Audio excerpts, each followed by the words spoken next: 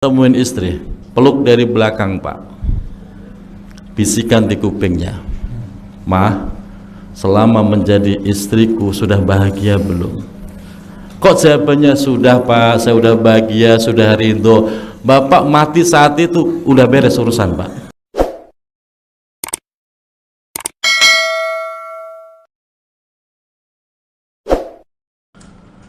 Assalamualaikum warahmatullahi wabarakatuh. Bapak Ibu dirahmati Allah, apapun ibadah yang kita lakukan, apapun kajian yang kita kaji, pada intinya bermuara pada 4 perkara. Apa itu 4 perkara? Yang pertama adalah al-wafa'u bil uhud. Yang kedua al-muhafazatu bil hudud. Yang ketiga asyukru bil mawjud.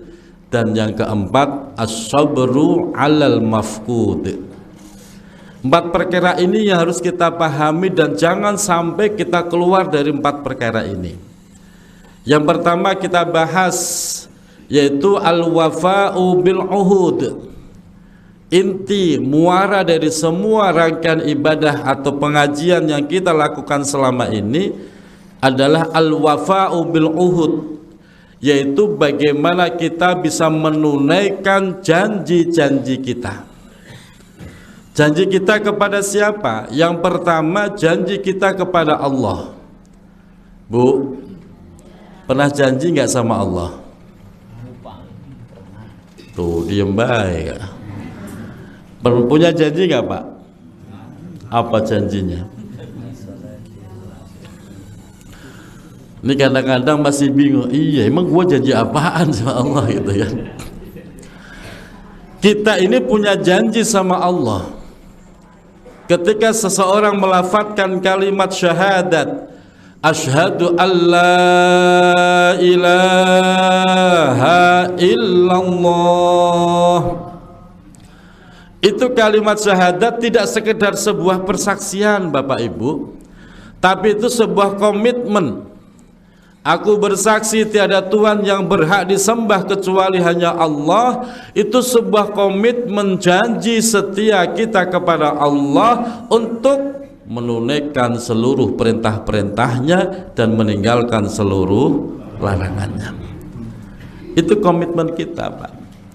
Kalau selama ini kita membaca syahadat tapi tidak merasa berjanji sama Allah, berarti harus dikaji lagi itu masalah syahadatnya. Makanya aneh Bapak Ibu, kalau ada orang masuk Islam, dia sudah disyahadatkan tapi kok tidak mau mengerjakan perintah-perintahnya Allah, maka keimanannya dipertanyakan. Yang lebih aneh lagi, dari kecil dia muslim, dari kecil dia bersyahadat, tapi sampai tua masih belum mau sholat. Ada nggak Pak? Ada apa banyak? KTP-nya Islam, dari kecil Islam, orang tuanya Islam, tapi nggak mau. Ada kan? Dipertanyakan keimanannya. Kenapa? Karena ketika kita sudah bersyahadat, itu sebuah komitmen Pak. Tidak sekedar bersaksi Tuhanku Allah, tidak cukup itu, tapi komitmen janji setia kita, siap menjalankan perintahnya, siap meninggalkan larangannya. Bapak kalau lagi baca syahadat begitu, terbayang nggak makna bahwa kita sedang berjanji sama Allah Pak? Belum terbayang. Nah sekarang mulai dibayangkan Pak. Padahal kita sehari semalam berapa kali kita membaca syahadat itu? Pernah ngitung apa enggak Pak? Berapa kali kita baca syahadat itu sehari semalam? Baru ngeh, iya gua nggak pernah ngitung ya gitu kan. Itu baru sholat Pak. Di dalam sholat kita membaca tahiyat. Di dalam tahiyat ada syahadat dan itu wajib Pak. rukun qauli. Ketika orang sholat tidak membaca tahiyat, orang sholat tidak membaca syahadat, gak sah sholatnya. Jadi kita sehari semalam tidak kurang dari 10 kali kita membaca syahadat. Kenapa kita harus diingatkan membaca syahadat, syahadat, syahadat, syahadat? Agar kita selalu ingat bahwa kita punya janji setia kepada Allah Subhanahu wa ta'ala. Jadi setiap kali kita melafadzkan asyhadu alla ilaha illallah, hadirkan aku bersaksi dan berjanji setia kepada Allah Subhanahu wa ta'ala. Maka ketika syahadatnya itu bagus, memahami maknanya secara utuh, saya yakin orang itu akan komitmen menjalankan janji-janjinya kepada Allah. Jadi pertanyaannya, ibu punya janji nggak sama Allah? Punya janji kan Pak? Ditunaikan. Itu yang pertama Bapak Ibu. Yang kedua, janji kita kepada baginda Rasul Muhammad sallallahu alaihi wasallam. Punya janji nggak Pak sama Rasulullah? Mau janji nggak Bu? Kapan kita janji? Saat kita membaca syahadat Rasul wa asyhadu anna Muhammadar Rasulullah. Kalimat syahadat, aku bersaksi sesungguhnya Muhammad adalah utusan Allah. Jangan cukup dimaknai aku bersaksi, tapi ini lebih dari sekedar bersaksi, sebuah janji, komitmen setia, siap setia menjalankan perintahnya Rasulullah, meninggalkan larangan Rasulullah, dan menghidupkan sunnah-sunnahnya. Itu komitmen kita Pak. Kalau kita sekedar bersumpah, aku bersaksi Muhammad utusan Allah, tapi kita nggak mau mengerjakan yang diperintahkan Rasulullah, tidak mau menjalankan sunnah-sunnahnya, bahkan merusak ajaran Rasulullah, justru itu semua merusak keimanan kita.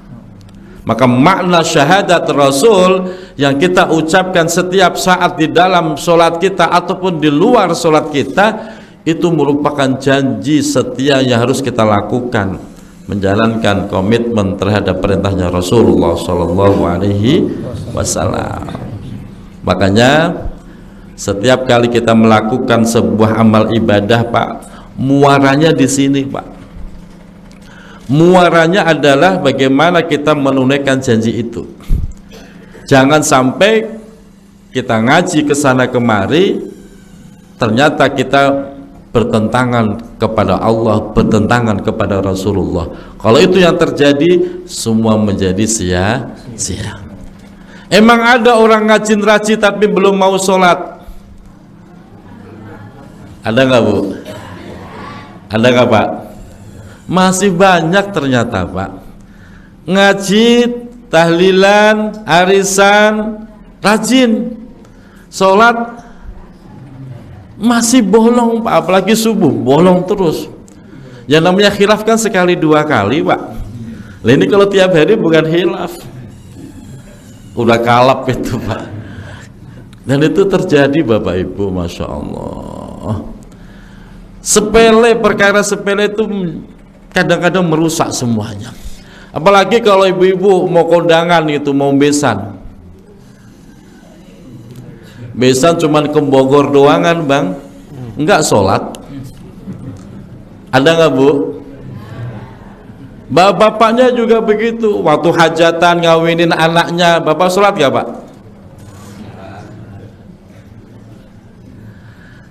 Yang kawin, yang nikah nggak sholat. Bapak dulu waktu nikah sholat nggak? Coba jujur Pak, jujur Pak.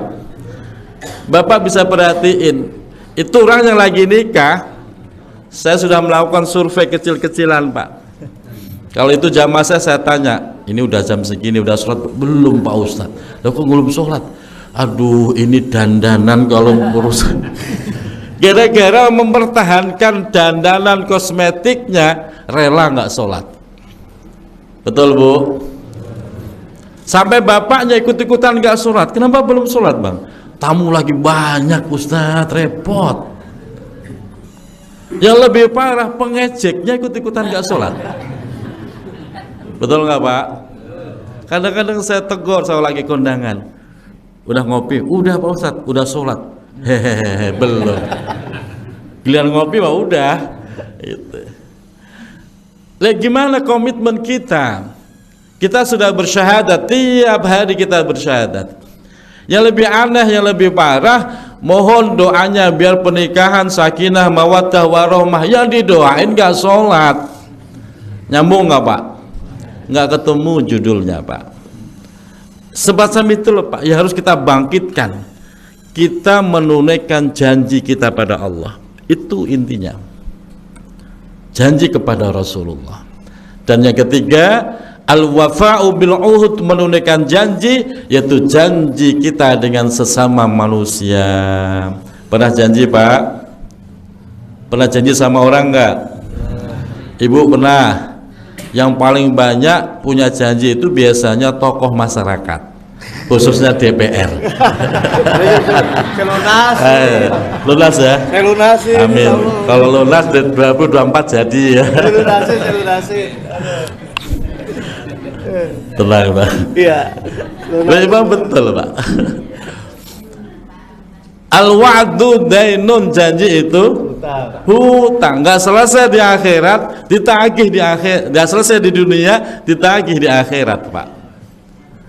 Maka Bapak bisa cek ayat terpanjang di dalam Al-Quran itu ayat yang menerangkan tentang utang piutang Pak. Satu ayat satu halaman sendiri, paling panjang.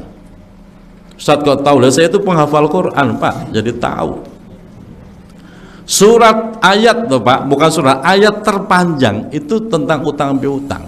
Kenapa sampai panjang begitu? Ya urusannya juga panjang. Nggak selesai di dunia, dilanjut di akhirat. Orang yang nggak paham, gampang utang mata kita mati beres urusan. Siapa bilang? Lanjut Pak, persidangan itu lanjut. Maka jangan pernah meremehkan janji kita. Jangan pernah meremehkan janji. Dan yang kedua, yang biasa suka obral janji nggak ditepati, mohon maaf, broker Pak. Broker, siapa tuh broker? Para calo maklar tuh Pak. Betul. Dikit-dikit sumpah, pasti, yakin deh yakin. Sampai ustadznya aja dibohongin Pak. Loh betul Pak, saya tuh pernah beli mobil saat itu, mobil pertama kali. Lewat jamaah saya, namanya jamaah sendiri, ngaji sama saya, kalau ada apa-apa sama saya. Lo kok tega-teganya ustaznya dibohongin? Mending jujur minta uang rokok, mending jujur begitu. Enggak Pak. Allahu Akbar, belum tahu dia. Ya itulah manusia Pak. Makanya jangan gampang ngobrol janji.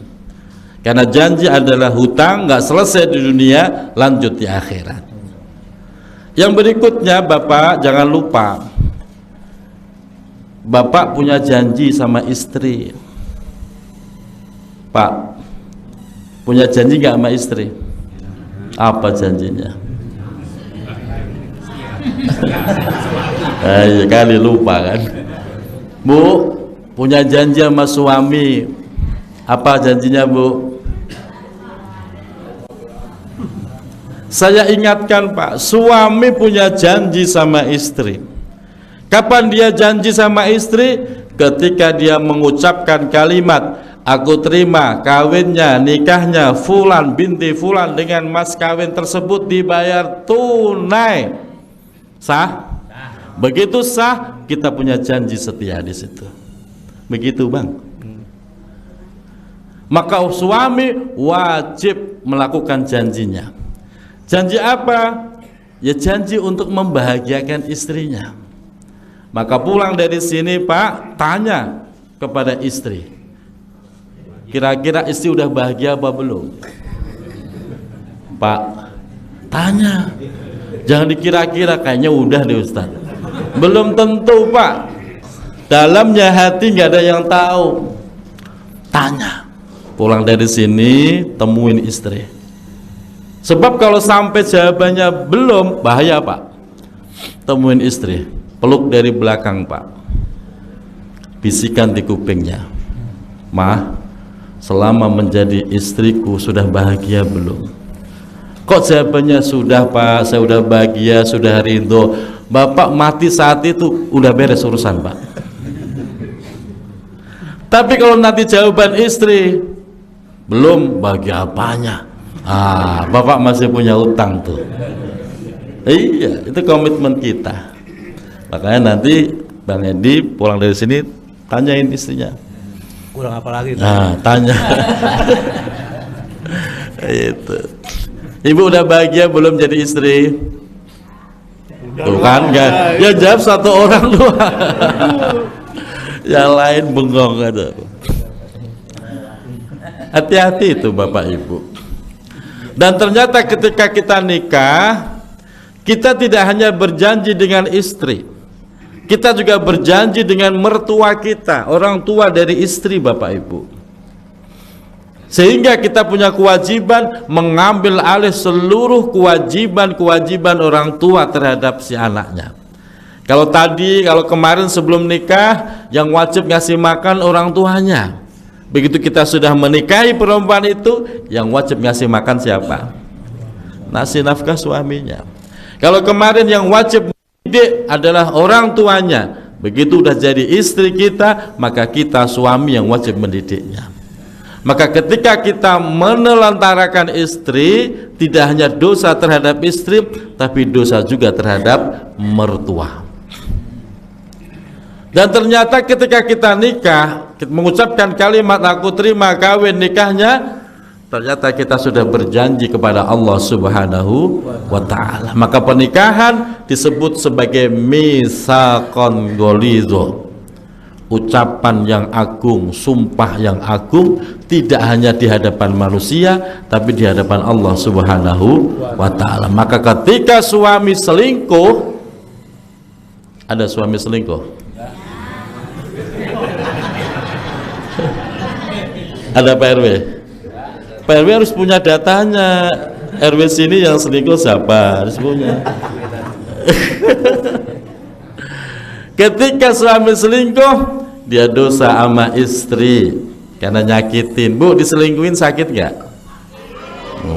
Sakit tuh. Dosa sama istri, dosa sama mertua, dosa sama Allah Subhanahu. Mau nambah Bang, selingkuh jangan. Kalau nambah boleh Bu? Boleh.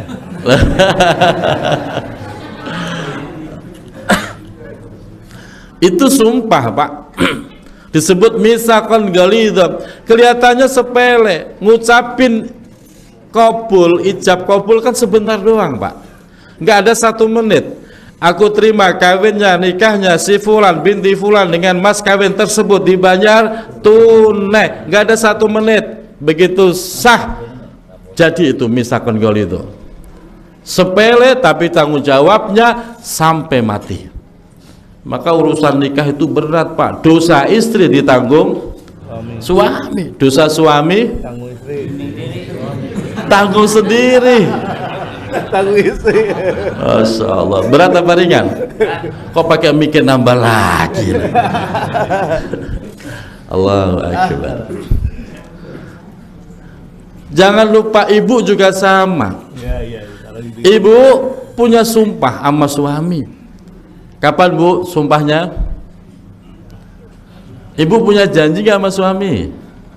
Tuh kan gak ngeh Pak.